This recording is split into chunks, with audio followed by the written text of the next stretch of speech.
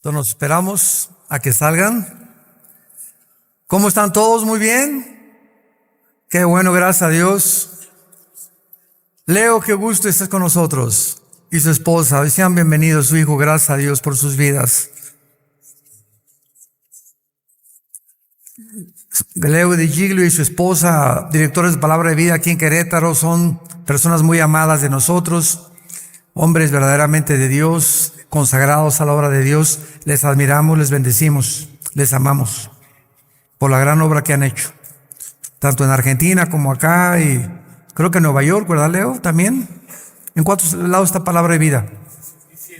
67 naciones. Hay que orar que haya más institutos como estos levantándose. Allá están mis nietos, los hijos de Alán, Cristian y Estefano, y no se imaginan. Es impresionante el cambio que han tenido, impresionante. Mi esposa lo puede decir, ¿verdad? Cristian, sobre todo, cuando se fue, regresó, no era Cristian. Y Estefano se ve que viene, pero bien filoso con la espada, pero aquí nomás le hace así a la Biblia. Muy bien, pues gracias a Dios por nuestros hijos, nuestros nietos, y a ver hasta dónde llega nuestra cuarta generación y bisnietos, ¿por qué no? Aunque no estoy muy seguro porque ya viene el Señor. A ver si nos quedamos nada más con los puros nietos, ¿verdad? Pero gracias a Dios por ellos. Abran su Biblia en el libro del Génesis, capítulo 1 y capítulo 2 y 3, y vamos a poder establecer en esta mañana, en esta primera conferencia, las bases espirituales del matrimonio. Porque vivimos en el siglo XXI, donde el ataque más feroz, sanguinario y cruel de Satanás y sus ángeles caídos y los demonios han sido contra el matrimonio. Cuando en el año 2015, en junio del 2015, de los 9 jueces que forman el Tribunal de Justicia de Estados Unidos de Norteamérica, 5 de estos jueces determinaron, sin hacer ningún consenso, ni tampoco, la democracia fue completamente una burla. De la noche a la mañana, 5 jueces decretaron e institucionalizaron los matrimonios gay, donde un hombre y un hombre se podían casar y una mujer se podían casar. Ustedes no lo van a creer, porque 4 o 5 años antes nadie se hubiera imaginado que el mundo llegara a esta situación. El año pasado, no sé cuántos de ustedes supieron que no solamente ya se institucionalizó esto, sino que se les comenzaron también a ceder derechos de adopción. Cuando la misma psicología o psiquiatría secular, no cristiana, como un gran hombre de Dios, ¿verdad?, que es psicólogo cristiano, el doctor James Dobson, en California, hace 6 años escribió un libro donde él estableció que más del 65-70% de los homosexuales vienen de hogares de matriarcado, donde la mujer truena el chicote, donde la mujer manda, donde el niño que necesita la imagen masculina no existe en ese hogar. Entonces, cuando llegamos a un punto donde siempre ha habido desviaciones sexuales en toda la historia, desde Sodoma y Gomorra, que fueron destruidas por Dios, ¿verdad?, por el capítulo 19 del Génesis, precisamente por desviaciones sexuales. Hace 4 o 5 meses hubo otro grupo en Estados Unidos, escuchen esto para que se den cuenta a qué grado de descomposición social se encuentra la sociedad. Se levantó otro grupo en Estados Unidos para reclamar lo siguiente: hay gente que le gusta un hombre y una mujer, matrimonios heterosexuales. Hay unos que le gustan hombre con hombre, mujeres con mujeres. A nosotros nos gustan los niños. Los que se llaman o se consideran como pederastas. Y formaron un grupo en Estados Unidos y ya existe para demandar sus derechos. Virgen de la Macarena, del Socorro de los Lagos y de la que tú quieras. Jesús, María y José y el burrito que los acompaña. No es posible. Y nos quedamos con, es verdad esto y nos reímos ahorita. Y sin embargo es una realidad. Ahora bien, esto es normal porque bíblicamente, porque en el último libro de la Biblia, en Apocalipsis 12, dice la Biblia que Satanás sabe que le queda poco tiempo. Y precisamente por la brevedad del tiempo que a él le queda, y sabiendo que cuando venga Jesucristo se acabó su reinado, va a tratar con todas las fuerzas del infierno de venirse contra lo que funciona y lo que constituye a una sociedad. El matrimonio es el fundamento, la institución más santa, más sagrada que Dios estableció. Antes que cualquier gobierno, antes que cualquier patriarcado, antes que cualquier sociedad o estado, el matrimonio es el fundamento de las sociedades. Porque del matrimonio sigue la familia. Solamente un hombre y una mujer pueden traer a un niño y a una niña y ya es una familia. Ya no es el matrimonio, ya es una familia. Y estas familias son el fundamento de todas las sociedades de la historia humana. La sociedad está fundada por familias. Y es lógico que cuando la familia es atacada en la forma en la que está siendo atacada, encontramos ya una sociedad donde a Dios ya le va a quedar como en tiempos del diluvio y Sodoma y Gomorra, no hacer otra cosa más que enviar sus juicios contra esta humanidad. Esto es el síntoma más grande de descomposición social que existe. Cuando la sociedad llega a este punto en el que se comienza a aceptar como normal, donde se celebran bodas ya hace un mes, ya en Australia se autorizó también el matrimonio gay para ser legalizado. Y cuando la sociedad ya comienza a perder la brújula completamente, donde somos nosotros los que vamos ahora a redefinir qué es el matrimonio, es cuando hemos llegado a la locura, a la irracionalidad total, a la degradación, a la perversión más grande a la que podamos llegar. Porque entonces ya no hay ningún futuro para ninguna sociedad, ni para ninguna familia, ni para ningún matrimonio. Entonces no nos extrañe tsunamis, incendios, terremotos, tornados, ciclones, etcétera, etcétera. ¿Y dónde está Dios? ¿Y por qué permite Dios estas cosas? Espérame tantito, tú te atreves a ese Dios santo y justo que creó los cielos y la tierra, pedirle cuentas cuando el pecado es de nosotros, cuando somos nosotros los que hemos iniciado esta descomposición ya desde hace muchos años. Dios es un Dios santo y Él tiene forzosamente que castigar el pecado. Y para no castigarte a ti ni para castigarme a mí, mandó a su Hijo a morir en una cruz, para que su Hijo recibiera la ira y el castigo que tú y yo merecíamos. Y al haber un sustituto pudiéramos nosotros saber de tal manera, mi amado Dios, que Él no quiere que yo vaya al infierno, que Él no quiere que yo me descomponga ni que me autodestruya, porque dio a su Hijo en mi lugar. Y una vez que yo veo que su Hijo ha muerto en mi lugar, me queda solamente vivir para Él los pocos meses, años que nos quedan de vida. No hay ninguna otra cosa por lo cual valga la pena vivir más que por el Hijo de Dios, porque si morimos, para Él morimos. Como dice Romanos 14, y si vivimos, para Él vivimos.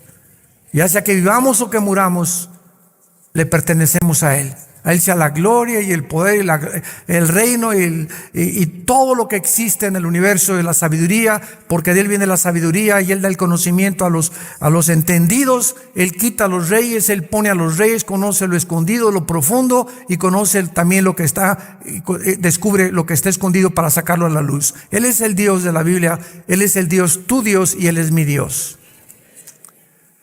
Para poder entender entonces nosotros lo que es el matrimonio y por qué hay esta descomposición, antes quiero dar toda esta introducción, porque esto comenzó en los 60 del siglo pasado. Fíjense nada más, en los 60, después de la Segunda Guerra Mundial. En 1951, el 3 o 4% de las mujeres en Estados Unidos trabajaban. ¿Sí escucharon? Y comenzó la sociedad a avanzar, donde ya en los 60, 70, los 60 fue la década más tremenda. Matan al presidente Kennedy, matan a Martin Luther King, se levanta Elvis Presley, se levantan los Beatles diciendo que fuman marihuana, viene una descomposición impresionante, comienza la marihuana a circular, comienzan las drogas, etcétera, etcétera. Comienza la juventud hastiada de las guerras del Vietnam. Queremos peace and love. Hacen famosa la canción los Beatles de Only Need Is Love. Oh, oh, oh, oh, oh. Espérame tantito. ¿Sabes una cosa? Qué locos estaban para haber llegado a concluir que lo único que necesitamos es amor. En la sociedad en la que vivimos no es Disneylandia ni Reino Aventura. Entonces, amor no es lo único que basta. Necesitamos entender que el pecado tiene que ser castigado. Y no es con amor nada más con lo cual se puede levantar una sociedad. Por eso Dios le entregó a la sociedad la justicia, ¿verdad? Para que pudiéramos nosotros castigar el crimen y los ladrones. Imagínate que yo vaya por una calle en Nueva York y vea a 4 personas violando a una niña y les diga, peace and love, Jesus loves you. Me van a tirar de loco, ¿verdad? No, yo si traigo una pistola, ¿verdad? Soy karateca, les pego de balazos. ¿Por qué? Para salvar a una tercera persona de la cual se está abusando. Entonces muchas veces se usa la violencia. Desgraciadamente hay guerras, escuchen esto, hay guerras necesarias. Esas manifestaciones por la paz en las calles, no a la guerra, espérame tantito, ¿qué hubiera pasado si los Estados Unidos, Inglaterra y Rusia no se unen en 1942-43 para acabar con el nazismo? ¿Qué hubiera pasado? Peace and love, Hitler. Se necesitó el uso de la fuerza. Se necesitó desembarcar en Normandía para que avanzaran los ejércitos aliados hasta Berlín y acabaran con Hitler y el nazismo. Entonces vivimos un mundo que tenemos que abrir los ojos y comprender en qué mundo nos encontramos y situarnos en una posición racional, equilibrada, donde nuestra mente pueda funcionar de acuerdo a cómo funcionan los pensamientos de Dios. Pero si yo no conozco cómo funcionan los pensamientos de Dios, pues y quiero que Él se adapte a mis pensamientos y no yo a los suyos, es cuando comenzamos a desvariar. Y eso es lo que ha producido el ateísmo, el agnosticismo y el escepticismo y el materialismo humano. En el libro del Génesis dice en el versículo 26, capítulo 1, que Dios enseña que Él formó al ser humano no de chita. No somos el resultado de una evolución natural, ni de la selección de las especies. Esta es la teoría, porque es una teoría que se comenzó a postular hace como un siglo, simplemente porque el hombre rechazó la enseñanza de este libro, es todo. Entonces los científicos también especulan, hipotetizan, filosofan, y tuvieron que inventar algo porque tienen que oye, ¿de dónde venimos? Pues vamos a ver de dónde venimos. Científicamente es imposible saberlo. Porque para que sea científico tiene que ser demostrativo. Se tiene que comprobar en un laboratorio de ensayo. Los científicos observan los fenómenos a través de lo que oyen, de lo que ven, de lo que experimentan en los tubos de ensayo, y entonces demuestran que se puede probar y que es científico lo que están ellos postulando al mundo. Pero ¿cómo se puede saber de dónde venimos si nadie estuvo cuando comenzó la creación? Imposible que demostrarse de dónde venimos científicamente. Entonces inventó Carlos Darwin cuando andaba ya en la isla de los Galápagos, allá enfrente del Ecuador, en el Pacífico, ¿verdad? Que pues un periquito se le cambió y se le hizo el periquito, la tercera generación tenía otro pico, pero eso se llama la microevolución, no la macroevolución. Tú le cortas la cola a una lagartija y puede haber 3, 4 lagartijas que nazcan sin cola, pero son lagartijas. Le cortas las orejas a un perro grandanés y siguen naciendo grandanés o Bailler o pastor alemán o chihuahueño, pero son caninos, no son felinos, no son vacunos, ni son camellos, ni tampoco elefantes. Las especies es imposible mezclarlas con el ADN. Y eso está demostrado. Pero se tiene que seguir enseñando porque si lo reconocen, tienen que venir a la Biblia y decir: Dios mío, me equivoqué. Y ahora sí, Virgen del Socorro. Dios nos hizo a su imagen y semejanza para gobernar a los peces, las aves, las bestias y toda la tierra y en todo animal. Y creó Dios al hombre a su imagen, a imagen de Dios lo creó, varón y hombre los creó. Dios, cuando forma al ser humano, lo vamos a ver en el capítulo 2, versículo 7, forma de la tierra el cuerpo humano. Escuchen, hay más evidencias científicas de la creación bíblica que de la famosa teoría de la evolución, donde no hay una sola evidencia científica, una sola. La ciencia corrobora que los 19 elementos químicos que forman la tierra, cloro, flúor, yodo, hierro, magnesio, etcétera, etcétera, y los 4 gases que forman la tierra son los elementos químicos y los elementos de gases que forman el cuerpo humano. Esto fue escrito hace más de 4,500 años. Dios forma de la tierra del polvo y es precisamente la misma tierra de donde Dios saca el cuerpo humano, que el cuerpo humano tiene que alimentarse.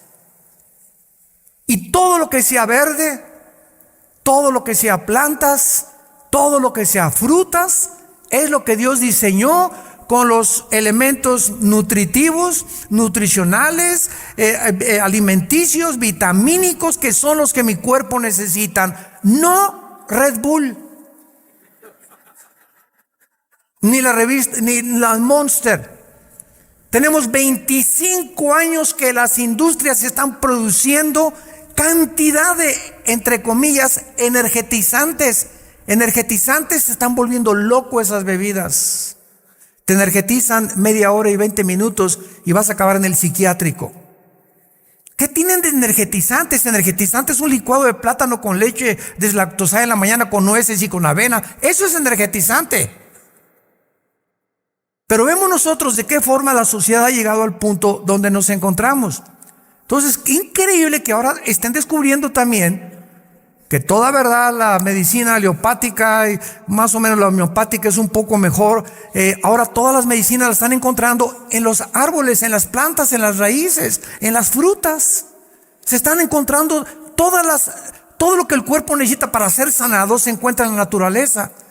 Fuimos creados con un cuerpo que está asociado con el planeta Tierra. En Marte, en Júpiter, en Venus, no existe nada para mantener la vida. Y todavía están planeando irse de luna de miel a la luna. 1000 veces Cancún. Ahora en el capítulo 2, versículo 7, todo esto es importante, porque si no entendemos nuestro origen, ¿cómo vamos a entender cómo manejar a la esposa, o al esposo, o a los hijos? Y esta es la razón de los matrimonios y de tanto divorcio. El hombre es un macho camacho. Y hay otras mujeres, ¿verdad?, que en los 60s, hastiadas las mujeres, cansadas las mujeres en el mundo del machismo de nosotros, que manifestamos durante tanto tiempo, se dirigieron las mujeres, ¡basta! Y viendo la revolución femenina en los 60s, que fue cuando comenzó, y en los 70 con más fuerza, luchemos contra los varones, y se formó el Movimiento de Liberación Internacional Femenino. Desgraciadamente cayeron en el lesbianismo. Se fueron completamente a otro extremo. Pero ¿por qué surgió esto? Porque el hombre no sabe tratar a la mujer. Y la mujer está cansada del autoritarismo, de la dictadura, del macho camacho, ¿verdad? Y esta es la razón por la cual los matrimonios muchas veces no funcionan, porque el hombre no ha entendido su función delante de Dios, que es lo que vamos a estudiar en la Biblia. Dios entonces, dice Génesis 2:7, forma al hombre del polvo de la tierra, y hace Dios esto. Infunde Dios dentro de nosotros, vean ustedes y apúntenlo, se tradujo aliento de vida, desgraciadamente en el singular. La palabra hebrea o la frase hebrea Nishmat Chai. Nishmat Chai está en plural. Entonces Dios infunde dos tipos de vida dentro del ser humano, porque somos espíritu. Tenemos un alma y vivimos dentro de un cuerpo. Apúntalo. Somos espíritu, tenemos un alma y vivimos dentro de un cuerpo. El espíritu es la parte inmaterial del ser humano a través de la cual conocemos, adoramos y servimos a Dios. Apúntalo por el amor de Dios. El espíritu es la parte inmaterial a través de la cual conocemos, adoramos y servimos a Dios, porque Dios, dice Juan 4:24, es espíritu. Dios es espíritu.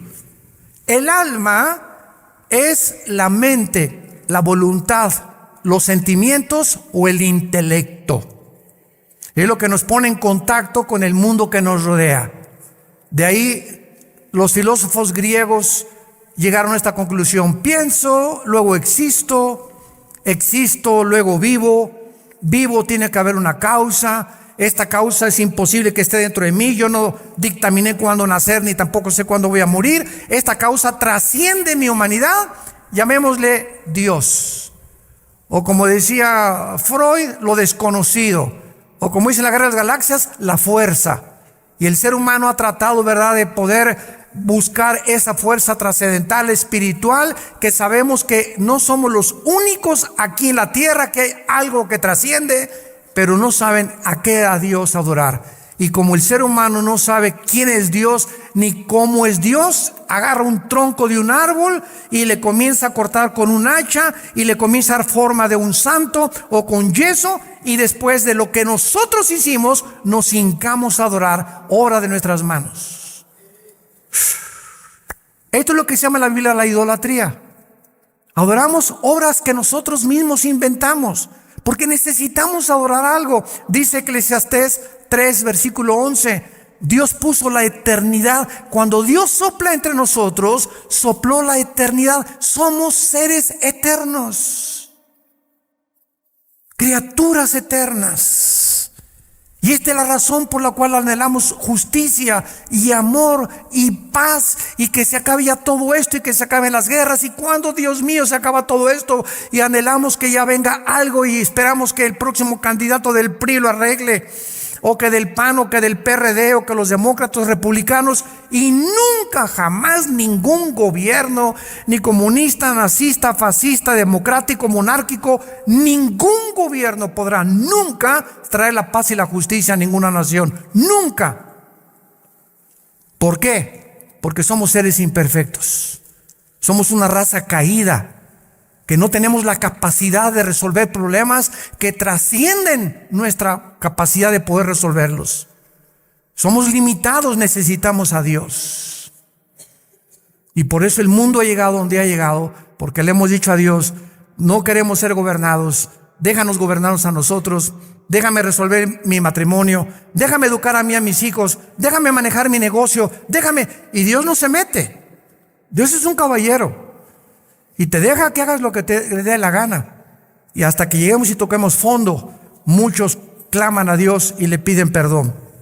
Muy bien. Entonces somos seres creados a la imagen y semejanza de Dios, con un espíritu y con un alma, viviendo dentro de un cuerpo.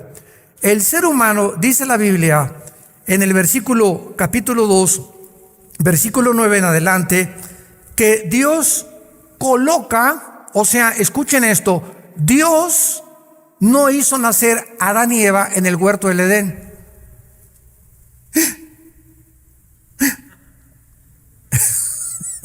Lea bien la Biblia.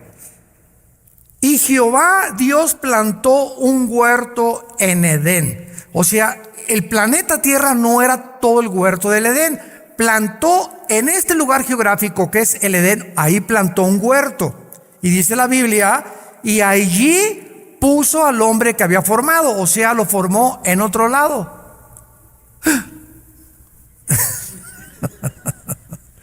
Esto es muy interesante, como lo vamos a ver más adelante. Entonces, ya que forma al hombre, lo coloca en el huerto del Edén, o sea, hace al hombre, hace el huerto y coloca al hombre en el huerto del Edén. Y Jehová ahí en ese huerto hace nacer árboles, ¿verdad?, para comer, de la vida, y el árbol de la ciencia, del bien y del mal, etcétera, etcétera. Y dice el versículo 15, tomó pues Jehová Dios al hombre, lo puso otra vez, por segunda vez, lo coloca en ese lugar precioso que es el paraíso o el Edén, para que lo labrara y lo guardara. Pero que lo guardara ¿de quién? ¿Ya Eva había nacido?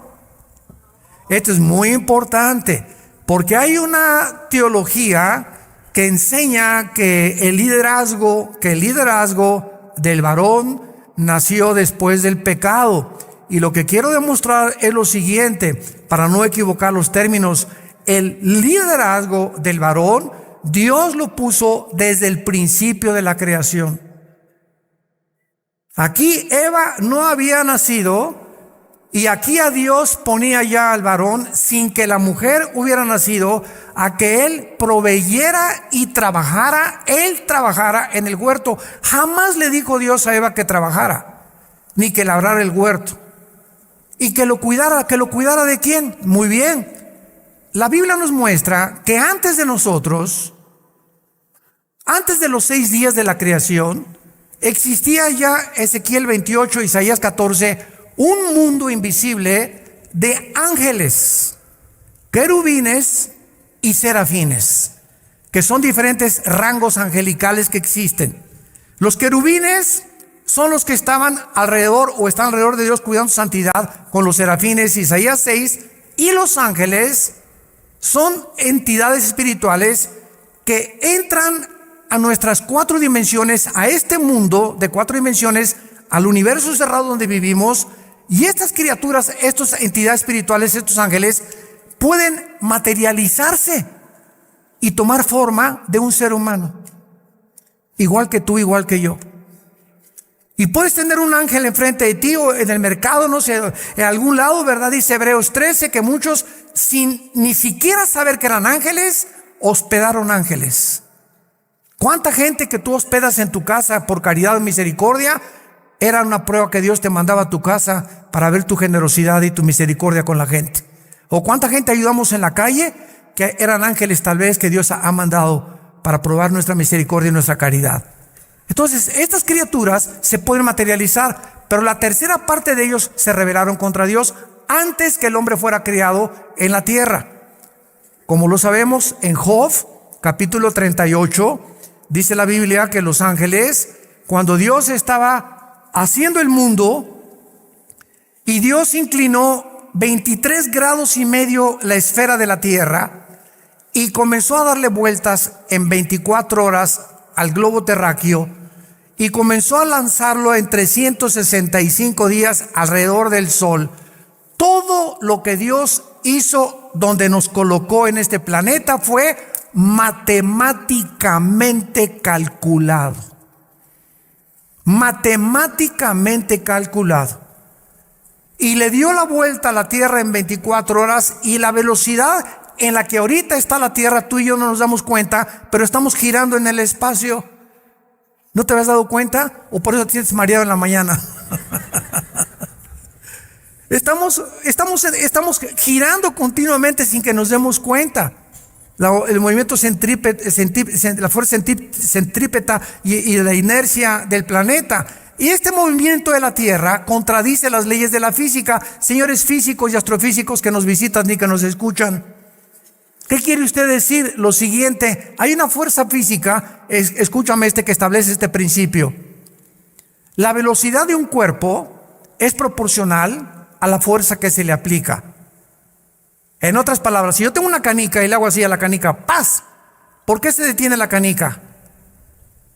Porque la fuerza que yo le apliqué, pues no fue una fuerza eterna. Se tiene forzosamente que parar. Si disparo, agarro una flecha y la disparo, la flecha sale y hace una parábola y tiene que caer. No puede mantenerse en el espacio continuamente. Disparas un balazo o un misil y el misil sale y se tiene que caer. ¿Quién le hizo así? ¡Pum! A la Tierra. Pregúntale al ateo de tu maestro.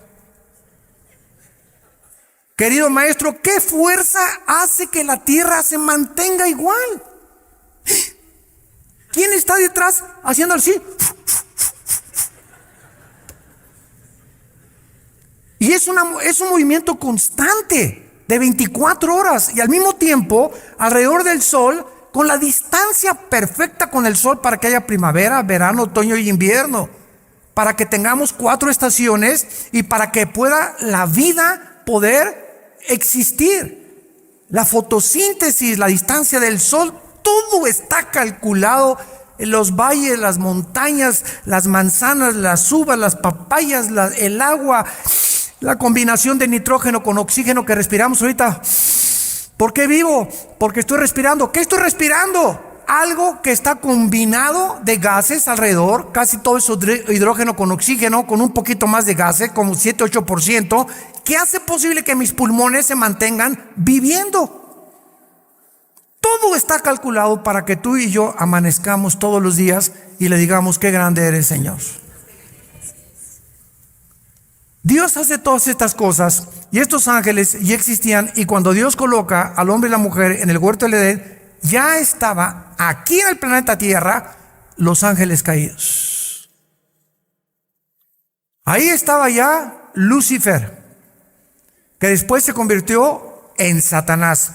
Cuando tú le dices a una persona: licenciado Carlos Ramírez, el título de licenciado no es como se llama esa persona, es un título solamente de un oficio que él tiene, una carrera profesional. Su nombre es Carlos Ramírez. Y cuando nosotros decimos Satanás, ese no es su nombre.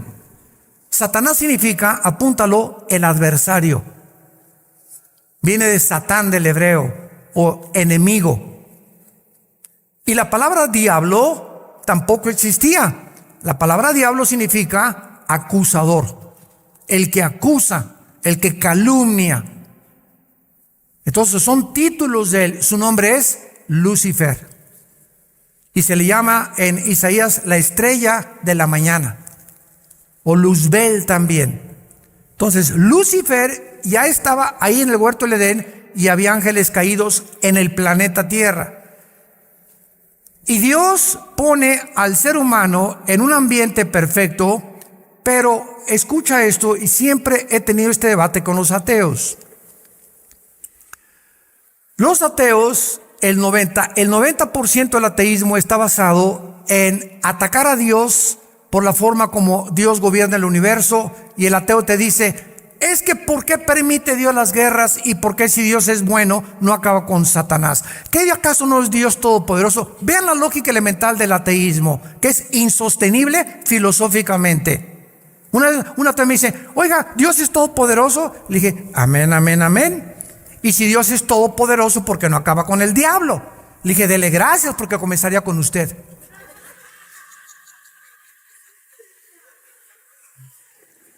Claro que va a acabar con la maldad. Ahora, el hecho que todavía Dios no termine con la maldad no implica que usted lo acuse de que no exista. O sea, usted no puede entender por qué Dios no hace las cosas como usted piensa que deberían hacer. Porque usted está diciéndole: no, es que págate de allá, Dios. Mira, pues siéntate aquí. Ya, si yo fuera tu Dios yo no permitiría esto, ni esto, ni esto, ni esto. Y esto fue lo que pasó en el libro de Job. ¿Quién oscurece la sabiduría? Hablando, decimos en México, idioteces, marihuanadas. Se ponen a hablar tantas tonterías. Una vez Agustín de Hipona, un gran pensador, estableció y postuló esto que siempre me encanta. Cuando Dios creó el universo, tuvo 3 opciones. Número 1, no crear nada. ¿Ok? No crear nada. El Padre, el Hijo, el Espíritu Santo no necesitan a nada ni a nadie.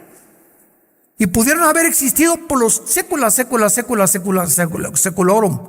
Número 2, Dios pudo haber creado un universo donde no hubiera mal, donde no existiera la maldad como en el universo que vivimos, ¿correcto? Y número 3, Dios en su infinita sabiduría creó un universo donde el mal entrara con un plan perfecto para al final demostrar algo que voy a explicar. Si tú fueras Dios, cabeza de caracol, ¿cuál escogerías? Bueno, mire, yo de plano, ¿para qué nos creó Dios? Ya no había creado nada mejor. Eso fue lo que Job argumentó en el capítulo 3. ¿Por qué no fui un abortivo? O sea, ¿para qué nací? ¿Para esto? Ahora, cuando una persona dice la nada es mejor que lo algo, es una contradicción filosófica, porque no se puede demostrar que lo algo es mejor que la nada, ni que la nada es mejor que lo algo. No se puede debatir este punto. Número 2, no, yo si hubiera sido Dios, no hubiera permitido entonces que hubiera maldad, palomitas, dulce, Disneylandia, etcétera, etcétera, nada de mal, ni lloras, ni enfermedades, ni nada. ¿Ok? Hubiera sido un universo de robots. ¿Nos hubiera dado cuerda simplemente Dios? Ámame, ámame, ámame. Nunca hubiéramos conocido lo antagónico al bien, al mal, la misericordia, la gracia y todas las cualidades que oponen completamente la maldad. Y Dios en su infinita sabiduría permite, Él no es el creador del mal. Escucha esto, cuando Dios crea a las criaturas con libertad de acción, lo que se llama el libre albedrío, es el abuso, apúntalo, es el abuso de la libertad lo que introdujo la maldad al universo. Es el abuso de la libertad. Mi hijo llega, papá, préstame el carro. Ahí están las llaves. Mi hijo ya es mayor de edad. Va y lo choca. No, usted tiene la culpa, espérame tantito. Yo te di las llaves y yo no quería que tú chocaras, pero tú abusaste del exceso de velocidad, te pasaste un alto y las consecuencias son tuyas. No me eche la culpa, que yo tengo la culpa de tu accidente. Si nosotros no razonamos con la mente que Dios nos ha dado y no ponemos en orden esto, nos volvemos irracionales. Y es precisamente el ateísmo lo que le impide entender que somos limitados y que necesitamos que entre el Espíritu Santo a nuestras vidas, que nos destape la calabaza que tenemos aquí con un programa envirulado. Nacimos envirulados. Para que me entiendan los que aman la computación, nacimos con un programa envirulado. Y por eso actuamos como actuamos y hacemos lo que hacemos y pensamos como pensamos, porque el programa que se nos metió, tu maestro ateo, tu maestro filósofo, tu maestro agnóstico, tu maestro humanista, tu maestro hedonista, y los programas que traemos, ¿quién nos los pusieron? Hombres como tú y como yo, filósofos, ateos, agnósticos como tú y como yo. Viene Cristo del cielo, el Hijo de Dios, y trae un programa nuevo. Y este programa comienzas tú a aceptarlo, a que entre a tu vida, y mientras más permitas este programa en tu vida, todos los virus comienzan a salir y comienzas a pensar y actuar como una persona coherente y normal, amorosa, compasiva, generosa, misericordiosa, amando a tu esposa, a tus hijos, viviendo para Dios. Comienzas a entender todas las cosas por el nuevo programa de Dios. Romanos 12:2. No se conformen a este mundo, no se conformen a los programas de este mundo. Transfórmense por medio de la renovación del entendimiento. ¿Y quién renueva este programa? La Biblia. En la proporción en la que tú permitas los pensamientos de Dios gobernar tu mente, es en la proporción que vas a comprender más y más y más y más a Dios. Y mientras más lo comprendamos, los que tememos a Dios, confiamos a Dios, porque Él es nuestra ayuda y nuestro escudo. Más lo vas a amar y más lo vas a servir. Pero mientras tú vivas lejos de este programa de Dios, seguirás... ¿Y por qué Dios dice esto? ¿Y por qué por allá? Y yo si fuera Dios, y la soberbia comienza a gobernar tu mente y eres una pobre chinche. Somos unas pobres chinches con cerebro de caracoles y nos atrevemos a desafiarlo. Dios permitió que entrara el mal al universo. Se revela Lucifer, arrastra la tercera parte de los ángeles, y Dios después coloca al hombre aquí en el planeta Tierra, y Dios nos coloca a nosotros en un campo de entrenamiento. El planeta Tierra es un campo de entrenamiento para soldados futuros. Por eso se llama la batalla ¿de qué? De la fe. ¿Por qué es de la fe? Porque estamos luchando contra la incredulidad. Estamos luchando contra los que atacan el programa de Dios, los que atacan la Biblia, los argumentos de Dios. Dice en 2 Corintios 10, rebatiendo argumentos y toda altivez que se levanta contra el conocimiento de Dios y llevando cautivo todo pensamiento a la obediencia a Cristo Jesús. Y por eso podemos nosotros, miren hermanos, se los digo con todo mi corazón y con la gloria para Jesucristo. Este año cumplí 40 años de ministerio. Quiero decirles que en los 40 años he visitado más de 45, 50 universidades. He tenido más de 25, 30 debates con ateos, jarochos, mochocorochos, comunistas, agnósticos, etcétera, etcétera. No hay un solo sistema al cual yo haya querido debatir que ni siquiera se pueda comparar con el sistema de pensamiento de Dios de la Biblia. La Biblia hace pedazos todos los sistemas de filosofía del ser humano. Todos los derrumba. Muéstrame el que tú quieras, tráeme el que tú quieras. Como les dije ayer, tu gallito giro. Porque somos seres humanos y cuando tú conoces la Biblia, haces pedazos cualquier sistema de pensamiento. Y alumbras los ojos y alumbras el entendimiento de la gente, porque lo que somos la luz. ¿Quién va a iluminar a tu abuelito, a tu papá, a tus hijos, a tus amigos? Nosotros. Tú si tienes a Cristo en tu vida. Vives un mundo de tinieblas, dice Isaías 60, las tinieblas cubrirán el mundo. Cada vez habrá más confusión económica, social, religiosa, filosófica, moral, política, porque el mundo está en tinieblas. Estamos a punto de una tercera guerra mundial y nos seguimos creyendo dioses. Y que tenemos la capacidad de resolver nuestros problemas.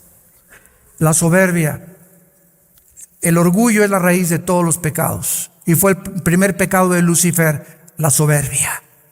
Querer hacerse como Dios. Adán, tienes una libertad, no eres un robot. Come de todos estos árboles, pero hay un árbol de la ciencia, síganme con mucho cuidado. La palabra ciencia es la palabra conocimiento, si lo quieres traducir. Son sinónimos. Un científico es una palabra que tiene conocimiento físico o químico demostrable. Es la ciencia, el conocimiento. Te doy un árbol donde está el conocimiento del puro mal. ¿Eso dice? ¿Nunca se han preguntado por qué es el conocimiento del bien y del mal? ¿Por qué están mezclados? Del bien y del mal, mezclados los dos. No comas de ese árbol. Y entonces Adán y Eva participan. ¿Y quién comió primero? Ellas tienen la culpa. No nos echen la culpa, por favor, las mujeres a los hombres. Estoy bromeando. Esto es muy interesante porque en el Nuevo Testamento, en Romanos 5:12, dice que fue el hombre. El pecado entró al mundo por un hombre masculino y por el pecado la muerte, y la muerte pasó. Ahí está, hace 2000 años Pablo usa la palabra ya hablando de una transmisión de herencia, el pecado se transmitió, el pecado pasó a todos los hombres. Hay algo que en los genes traemos los hombres desde antes que se descubriera en 1860 las leyes de la herencia. Ya Adán, Pablo decía, el pecado se transmitió a todos los hombres por cuanto todos pecamos. Oye, Pablo, te equivocaste. ¿Cómo que el hombre? No sé si la culpa fue Eva, léele bien. Ella fue la que comió y nos dio a nosotros. Fuimos seducidos por las mujeres. Sígueme seduciendo, mi amor. Mientras sea la esposa no hay problema, ¿verdad? ¿Saben ustedes por qué dice eso? Porque si vamos a Génesis capítulo 3, como vamos a ver en la segunda parte, vamos a descubrir que cuando Eva come la fruta y se la da a Adán, ahí estaba junto con ella y estaban segurísimos seguro que la fruta que comieron no fue manzana. Ya sabían eso, ¿verdad? ¿Cuál creen que fue la fruta que comieron? ¿Con qué se taparon? No oigo. ¿Y qué produce la higuera? Pues comieron higos. Yo he llegado a esa conclusión, aunque la Biblia no lo dice, porque comen, inmediatamente se dan conciencia y lo primero que agarraron fue las hojas del árbol de que comieron. Y la higuera es interesante, que representa a Israel en el Antiguo y en el Nuevo Testamento. Bueno, no vamos más lejos. Entonces, cuando comen ellos, ¿qué era lo que Dios quería impedir cuando ellos participaron del fruto del conocimiento del bien y del mal? Simplemente lo siguiente: mira, Adancito y Eva, si ustedes comen de ese fruto, ustedes van en ese momento a convertirse en esta cosa. El diablo tenía algo de razón. Se van a hacer dioses en el sentido de que ustedes van a decidir qué es bueno y qué es malo. Y ustedes no tienen la capacidad, porque no son dioses, de decidir qué es bueno y qué es malo. Entonces el hombre y la mujer comen del fruto, y desde Adán hasta nuestros días, la raza humana, y por eso hemos llegado al siglo XXI, donde creemos que un hombre con una mujer y una mujer con un hombre, hemos llegado a confundir el bien con el mal, y ahora al malo le llamamos bueno y al bueno le llamamos malo. Estamos convirtiéndonos en dioses. Ahí está la contaminación.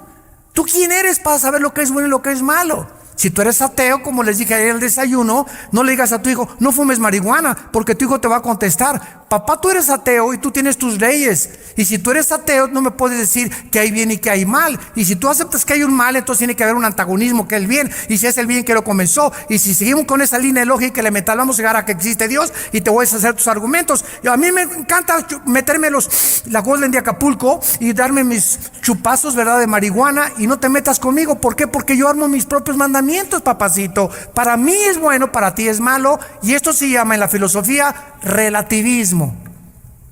Relativismo. Todo es relativo. Lo que es bueno para ti no es bueno para mí, y si es bueno para ti, no te metas conmigo, porque esta es tu vida.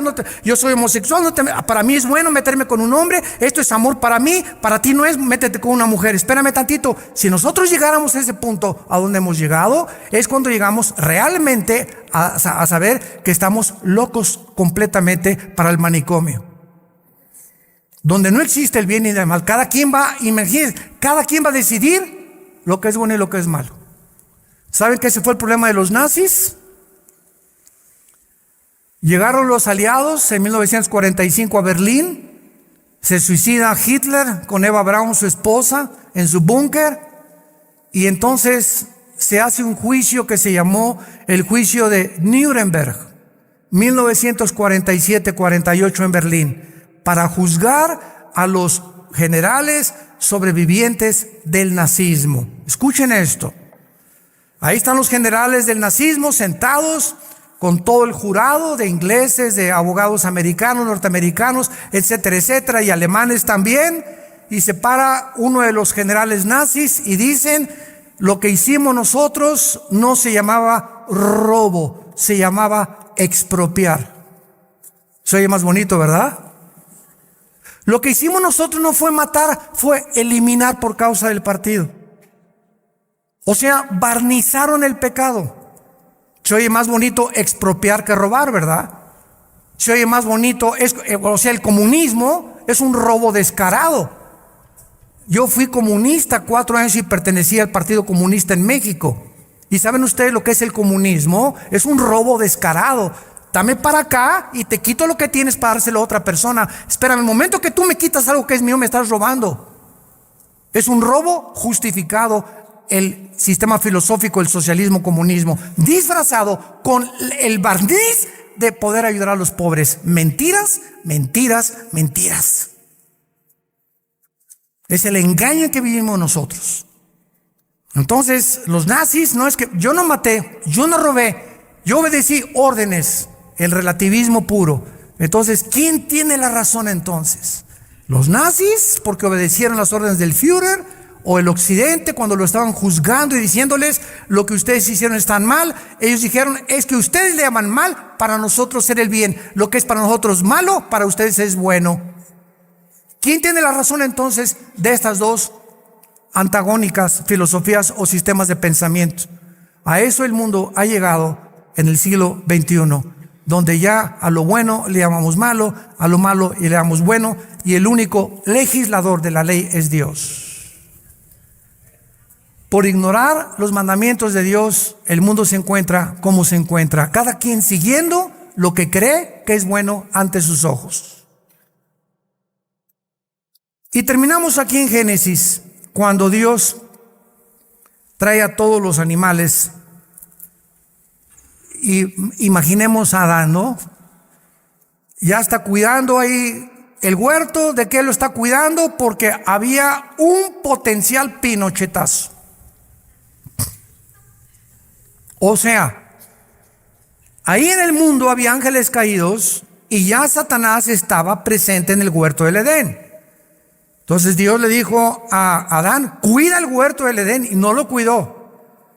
Porque si hubiera cuidado la higuera, donde se fue Eva.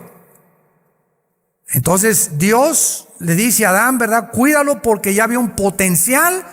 Es como en Ezequiel 28. ¿Saben a ustedes que a Lucifer se le llama el querubín protector? En Ezequiel 28, ¿saben por qué? Yo me preguntaba cuando estudiaba la teología de los ángeles, protector, pero si no había mal, Señor. El mal no había entrado al universo. ¿A quién, qué protegía Lucifer? Y él era el sumo sacerdote allá en el santuario de Dios. El santuario de Dios siempre ha existido, porque había el potencial en los ángeles de la rebelión. Entonces ya Lucifer era encargado precisamente de que esta rebelión no se fuera a propagar, y él mismo es el causante de esa rebelión. ¿Saben qué principio podemos sacar de aquí? No importa lo cerca que vivamos de Dios, siempre tendremos el peligro de alejarnos de Él y de traicionarlo cuando nos alejamos de Él. No ha habido persona más cercana a Dios que Lucifer, y fue la persona que más daño le hizo a Dios. Entonces, no nos garantiza el vivir cerca de Dios, si no nos mantenemos cerca de Dios, que podamos algún día volvernos en enemigos de la cruz. Judas desayunó, Judas comió, Judas viajó, Judas cenó y Judas durmió 3 años y medio con Jesucristo y se convirtió en el traidor. Y así habrá cantidad de personas en las iglesias en el mundo entero. Hoy el hermano tenía 5 años con nosotros y tenía 10 con nosotros y oyó mensajes, fue a los estudios bíblicos, y de repente escuchas que ahora son enemigos de la cruz, enemigos de Cristo, enemigos de los cristianos, enemigos de las iglesias. No nos garantiza entonces, porque el que piensa que está firme, mire que no caiga. ¿Y qué creen que hace Dios cuando trae a Eva? Pone a dormir al flojo de Adán.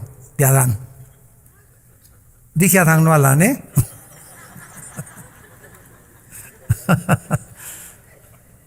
La primera operación quirúrgica sin anestesia. Pone a dormir a Adán, y esto implica muy claramente un principio espiritual que me ha hablado a mí cuando estoy con los jóvenes, y es el siguiente: jóvenes, por favor, no busquen novia. Y cuando la busquen, menos en las discotecas. Por el amor de Dios, Virgen del Socorro. Ahí es donde menos la vas a encontrar. Entonces, cuando nosotros llegamos a una edad que necesitamos una esposa, porque en primer lugar el noviazgo no existe en la Biblia. Existen amistades íntimas, amigas que escoges que vas a tener una relación más íntima con ella, ¿verdad? Pero cuando vivimos para Dios, en charola de plata, como se la trajo a Isaac, a Rebeca. Si leen Génesis, cuando manda Dios a su sirviente a buscarle una esposa a Isaac, y Rebeca venía vendada toda en un camello. Y ahora hasta con el ombligo de fuera andan las mujeres. Para traer más rápido, pues como abejorros se te van a ir encima, ¿verdad? Mientras menos ropa traigas, más abejorros traerás, pero buscando tu cuerpo y no tu espíritu ni tu corazón. Entonces viene Rebeca envuelta y Isaac se encontraba, dice la Biblia, meditando en la palabra. En charolita de plata, sin que la fuera a buscar él, Dios se la trae. Bueno, Dios pone a dormir a Adán y dice la Biblia que toma sus costillas, una costilla y cierra la carne en su lugar. Damas y caballeros, médicos que nos acompañan, ¿dónde se forma la sangre? En los huesos, ¿correcto? En la médula. Ahí se forma la sangre. ¿Y qué está en la sangre? Los cromosomas, los genes, el ADN. ¿Ok? Ahora ya te haces una biometría hemática y ahí sale hasta el cáncer, ya sale en la sangre, sale todas las cosas que tengamos. Es interesante que cuando Dios pone a dormir a Adán tenía 2 cromosomas XY. Apúntalo. Y cuando yo le pregunto a muchos foros que hemos compartido de médicos, el otro día estuvimos mi esposo y yo en Ecuador, nos invitó la Asociación de Psiquiatras y Psicólogos de Ecuador de Quito, a dar una conferencia allá en Ecuador. Yo les dije a casi todos, la mayoría no eran cristianos, ¿quién fue primero, el hombre o la mujer? Esto es increíble científicamente. ¿Qué chita ni qué chita? No, pues voltearon todos los médicos, no hay nadie que no tenga una mamá. No hay nadie en el mundo que exista que no tenga una mamá. Venimos de las mujeres, hermano. Les dije, no, la Biblia dice que venimos de los hombres. Pero eso, no, al contrario. Si Dios hubiera sacado al hombre de la mujer, hubiéramos sido una raza híbrida. Porque la mujer no tiene más que XX, no tiene el cromosoma Y, que es el que define el género masculino. Virgen de los Lagos.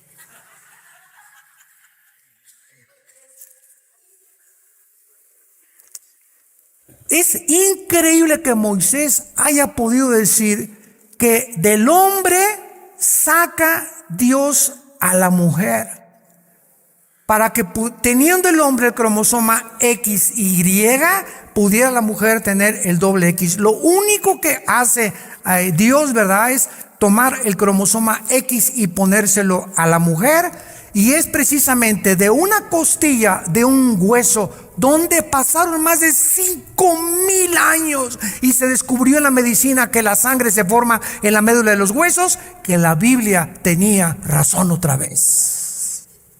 Increíble. A ver, busca estas evidencias en el Corán, en el Tripitaka, en el Calimán.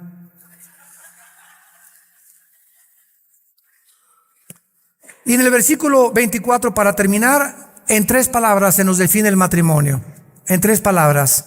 Por tanto, dejará el hombre a su padre y a su madre. El matrimonio, número 1, es abandonar la familia anterior. Tú y yo crecimos con papá, con mamá, con mis hermanos. Papito, bye. Mami, bye. Fido mi perro, bye. Mis hermanitos, bye. Y en el momento en que yo me caso con Marta, mi esposa, en ese momento sigo respetando a mi mamacita, papito, te sigo respetando, Efesios 6, honra a tu padre y a tu madre, pero de aquí en adelante, esa familia que me crió ya es otra familia y yo estoy formando una nueva familia. Y desde ese momento, mi prioridad es mi esposa.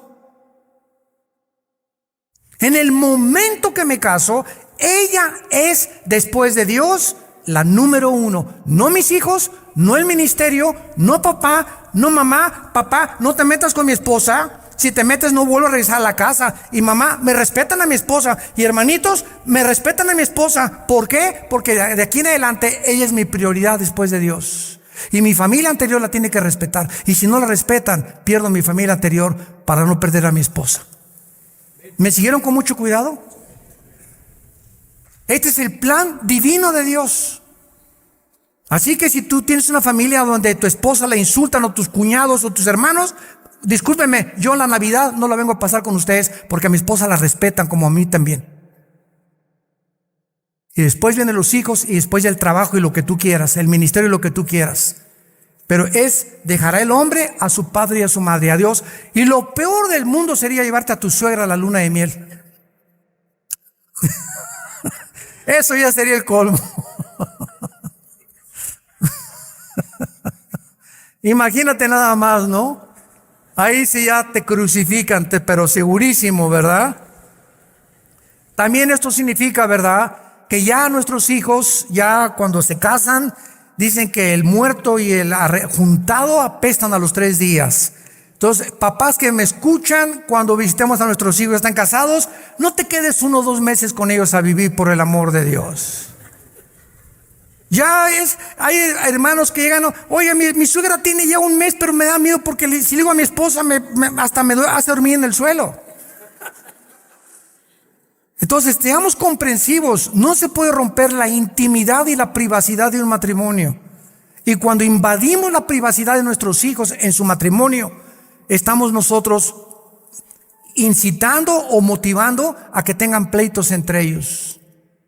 Entonces, voy a visitar a mis hijos 1 semana, ya es suficiente, a menos que tu papá o tu mamá estén imposibilitados y que no haya nadie que los cuide y que tengan que vivir contigo. Es la única excepción.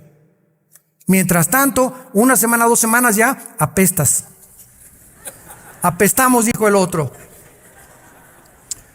En segundo lugar, el matrimonio se unirá a su mujer. Se unirá a su mujer. El momento en que nos unimos, mi esposa y yo, y tú como esposos, en ese momento no son mis éxitos y ni mis triunfos, ni los de ella. Ahora, si yo triunfo es con ella, si yo camino es con ella, si yo avanzo con ella, y si mi esposa se comienza a quedar atrás, y yo sigo, no, porque yo primero, y a mí y ella se queda atrás, el matrimonio es regresarme y esperar que mi esposa me alcance, porque nunca Dios bendecirá que yo alcance el éxito o que suba la montaña sin ella a mi lado.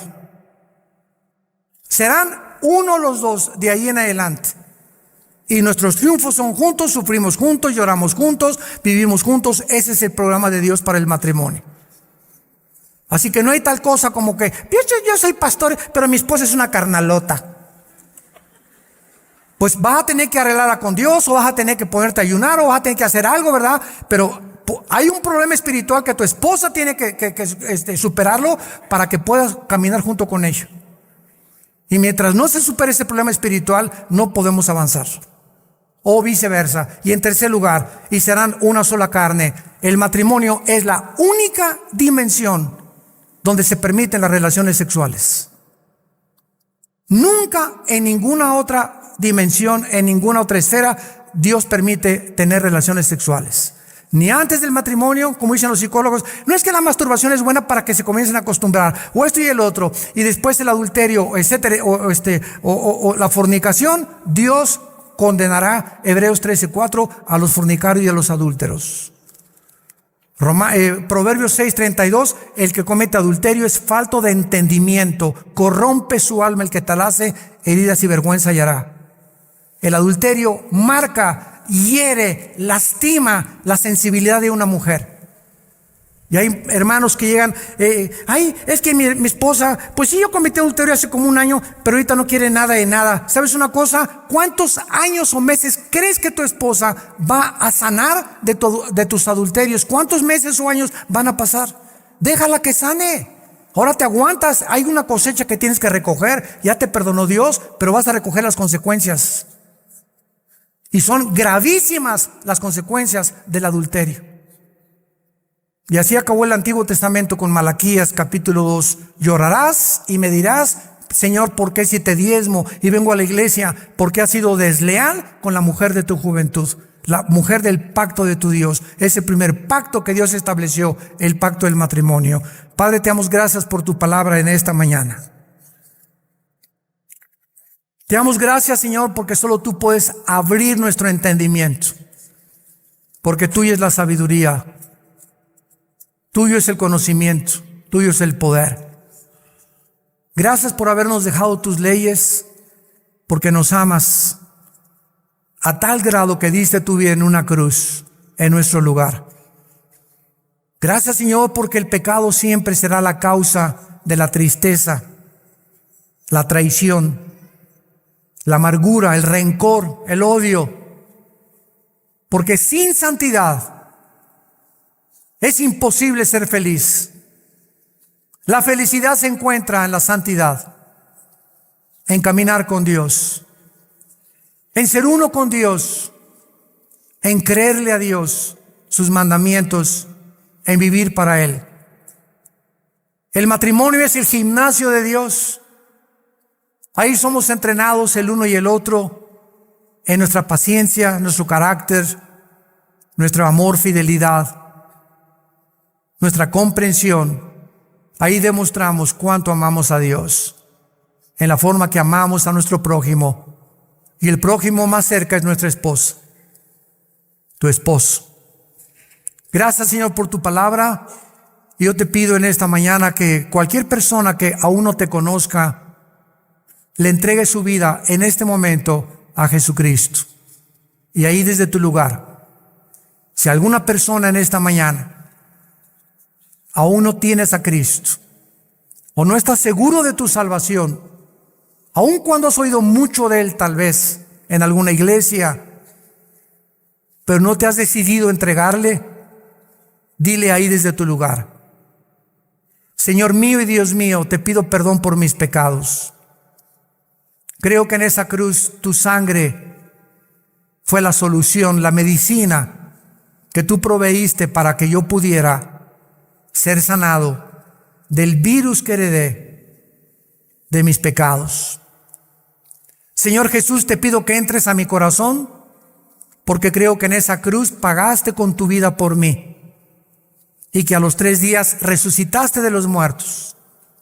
Y porque creo que vives resucitado y tienes las llaves de la muerte y del infierno y el poder de todo el universo, entra a mi vida, Jesús, como mi Señor y mi Salvador, y dame el poder y el entendimiento de conocer tu palabra y vivir la corta vida que me queda cerca de ti, en el nombre de Jesús. Amén. Gracias a Dios por su palabra. Gracias, Padre, por tu palabra. Gracias, Señor.